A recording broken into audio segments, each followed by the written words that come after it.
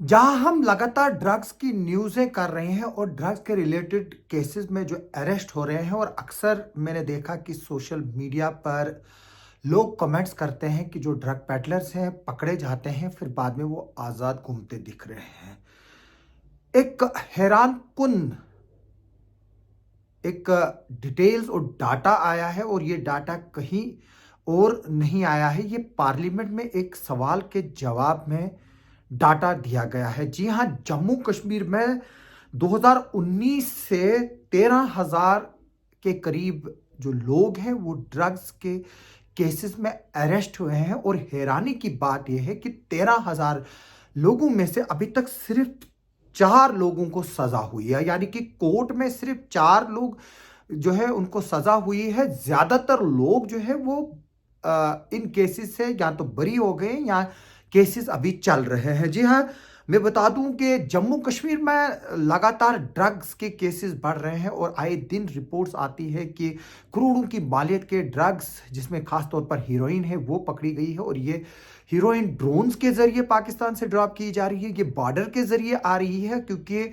जो हीरोइन है वो जो गोल्डन ट्रायंगल जिसको हम बोलते हैं, अफगानिस्तान और पाकिस्तान का जो इलाका है वहाँ पर ये बनती है, और वहाँ से फिर होते हुए पाकिस्तान से इधर पर आती है। और इसमें जाहिर से तौर से बात है कि पाकिस्तान की आर्मी का और आईएसआई का एक बड़ा रोल है। और जम्मू कश्मीर में टेरर फंड्स को कलेक्ट करने के लिए नार्को का जो है वो इस्तेमाल किया जाता है। यानी कि जो ड्रग्स है उसको बेचकर जो पैसे जमा होते हैं उसको जम्मू कश्मीर में जो मिलिटेंसी है और यहाँ पर उथल पुथल फैलाने के लिए इस्तेमाल वो पैसा होता है। और इसमें अभी तक जैसा कि डाटा आया है, 13,000 लोगों को अरेस्ट किया गया है, जिसमें सिर्फ 4 लोगों को कन्विक्शन हुई है। और मैं ये बात बता दूं कि जो नारकोटिक्स कंट्रोल ब्यूरो है उसको सिर्फ 4 लोगों को सज़ा देने में कामयाबी मिली है। जो एनडीपीएसए के तहत कैसे जम्मू कश्मीर है, union territory of Jammu Kashmir में 2019 है। जैसे कि मैं बता दूं कि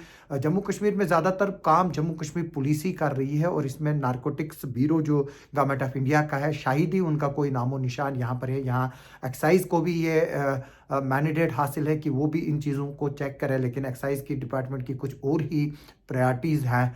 वो उनके प्रायोरिटीज़ में बार्स हैं, उनके प्रायोरिटीज़ में शराब के ठेके हैं, उनकी प्रायोरिटीज़ में ना अवेयरनेस है और ना ही ये सब चीज़ों को रोकने के लिए कोई प्लान है। लेकिन जो भी कार्रवाई करती है वो पुलिस करती है। लेकिन फिर भी जो ये डाटा आया, इससे ये पता चलता है कि हमारी प्रोसिक्यूशन की विंग भी कितनी कमज़ोर है, और इन्वेस्टिगेशन जो इसमें है वो प्रोफेशनल तौर से नहीं होती। इसीलिए जो ड्रग्स के स्मगलर है और जो इसमें पकड़े जाते हैं वो लीगल एक्सपर्ट की मदद से अपने आप को बचाते हैं। जिस तरह से मैंने आपको पहले भी एक बात बताई थी कि जो ड्रग पेडलर है वो बाज़ाब्ता तौर पर एक कमाई का हिस्सा रखते हैं कि अगर पुलिस बिके तो बहुत अच्छा है, अगर कहीं पुलिस ना बिके तो वकील को फीस देने के लिए बंदे तैयार होते हैं, ताकि उनको कोर्ट से जो है वो पहले इंस्टेंस पे बेल मिले और बाद में वो केस को सक्सेसफुली कंटेस्ट करके अपने आप को बचा सके, जिस तरह से ये डाटा आ रहा है। लेकिन फिर भी जम्मू कश्मीर की सरकार ने कई लोगों को जो इसमें मुलविस है उनको पीएसए, जो पिट एनडीपीएसए बोलते हैं, उसमें उसमें अंदर डाला है। और काफ़ी लोग सालों से इसमें जो है वो ड्रग्स के रिलेटेड केसेस में जेलों में है पब्लिक सेफ्टी एक्ट के तहत।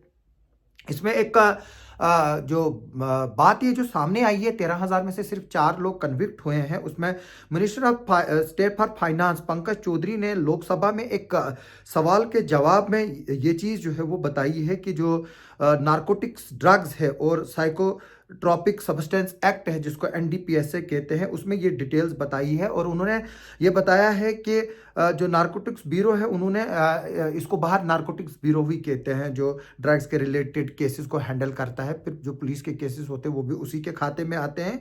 इसमें 1700 अरेस्ट हुए हैं जेएंडके में 2019 में। 1769 लोग जो है वो 2020 में अरेस्ट हुए हैं, और 2217 अरेस्ट जो है वो 2021 में हुए हैं।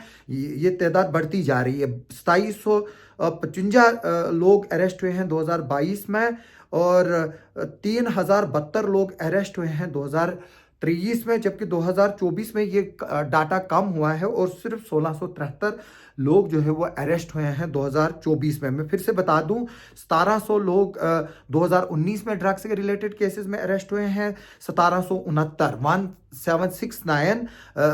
2020 में अरेस्ट हुए हैं, 2217 लोग 2021 में अरेस्ट हुए हैं, 2755 लोग 2022 में अरेस्ट हुए हैं, और 3072 लोग जो है वो 2023 में अरेस्ट हुए हैं, और 1673 लोग जो है वो 2024 में अरेस्ट हुए हैं। और इसमें यह बताया गया है कि जो कन्विक्शन के केसेस हैं उसमें जो है वो हैरानकुन तस्वीर है, और उसमें सिर्फ एक कन्विक्शन जो है वो हुई है 2019, 21, 22 और 24 में, जबकि 2020 में कोई भी कन्विक्शन नहीं हुई है और ना ही 2024 में कोई कन्विक्शन हुई है। और इसमें इसके अलावा जो यूनियन टेरिटरी ऑफ लद्दाख है वहाँ पर 8 लोग अरेस्ट हुए हैं 2021 में, 3 लोग 2022 में अरेस्ट हुए हैं, और अभी तक वहाँ पर किसी भी तरह की उन केसेस में भी कन्विक्शन नहीं हुई है। और जो मामूली कन्विक्शनें हो रहे हैं एनडीपीएसए के केसेस में, उसकी वजह से जो जम्मू कश्मीर की अगर हम बात करेंगे तो उसमें जो है वो एक तरह से सवाल या निशान भी उठ रहे हैं। और जो ड्रग मेनेंस हैं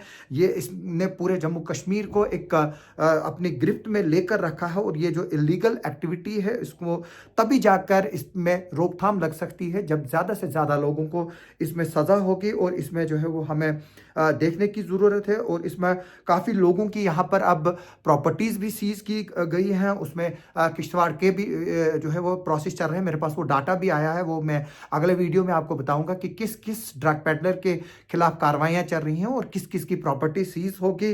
उसमें ये भी जो है बताया गया है कि इसमें 45 कंट्रोल सब्सटेंसेस आते हैं जिनको बैंड किया गया है। और इसमें जैसे हीरोइन तो आती है जिसको हम चिट्टा कहते हैं, गांजा, चरस है, टैबलेट्स है, बाकी चीज़ें इसमें आती हैं। और इसमें ये भी जवाब दिया गया है कि मिनिस्ट्री ऑफ होम अफेयर्स ने एक 4 टायर नार्को कोऑर्डिनेशन सेंटर जिसको नकॉड कहते हैं उसको भी जो है वो स्ट्रेंथन किया है, और ताकि जो state drug law enforcement agencies है और डिफरेंट स्टेक होल्डर्स है इसमें, जैसे पुलिस है, एडमिनिस्ट्रेशन है और भी बाकी जो लोग हैं वो मिलजुल कर इसमें काम करें। इसमें बीएसएफ भी आती है, आर्मी भी आती है, क्योंकि जो ड्रग्स है वो बॉर्डर से होकर आते हैं, या तो इंटरनेशनल बॉर्डर से आते हैं या लाइन ऑफ कंट्रोल के वो आते हैं। उसमें ये भी बताया गया है कि जो बाकी लोग हैं जो इसमें मुलविस है उनके खिलाफ भी जो है वो कार्रवाइयाँ तो की जा रही है। लेकिन इसमें अब सरकार ने इस बात का सीरियस नोट लेते हुए इस बात पर जोर दिया है कि जो प्रोसिक्यूशन विंग है और इन्वेस्टिगेशन विंग है उसको और स्ट्रेंथन करने की ज़रूरत है, उसको डिजिटल मोड पे लाने की ज़रूरत है, डिजिटल मीन्स मॉडर्नाइजेशन मोड पे उसको लाने की ज़रूरत है, ताकि जो भी ड्रग पेडलर्स इन केसेस में मुलविस है उनके खिलाफ सख्त से सख्त कार्रवाई की जाए और वो बच ना सके। इस तरह की खबरों पर हमारी आगे भी नज़र रहेगी। आप हमारे साथ बने रहे। आप ज़रूर इस वीडियो पर कमेंट कीजिए, इसको शेयर कीजिए और हमें राय दीजिए, ताकि ये जो ड्रग्स की मेनेंस इस वक्त ज़िला किश्तवाड़ और पूरे जम्मू कश्मीर में फैली हुई है उसको काबू किया जा सके, और हम यहाँ के जो नौजवान लोग हैं जो इसकी लत में डूब गए हैं उनको बचा सके, उनकी जानें बचा सके। क्योंकि किश्तवाड़ में दर्जनों के हिसाब से जो नौजवान लड़के हैं, इकलौते बच्चे हैं, वो ड्रग्स की वजह से अपने माँ बाप को पीछे अकेला छोड़ के चले गए हैं। और उसमें न सिर्फ उन बच्चों की गलती थी बल्कि वो माँ बाप भी इसमें बराबर के शामिल हैं जो अपने बच्चों को शील्ड करते हैं और उनको नज़र नहीं रखते हैं, जिसकी वजह से वो इस तरह की बीमारियों में, जो ड्रग्स की जैसी वबाकुन बीमारी है, उसमें मुलविस हो जाते हैं। आप सबका सुनने के लिए और देखने के लिए बहुत बहुत शुक्रिया।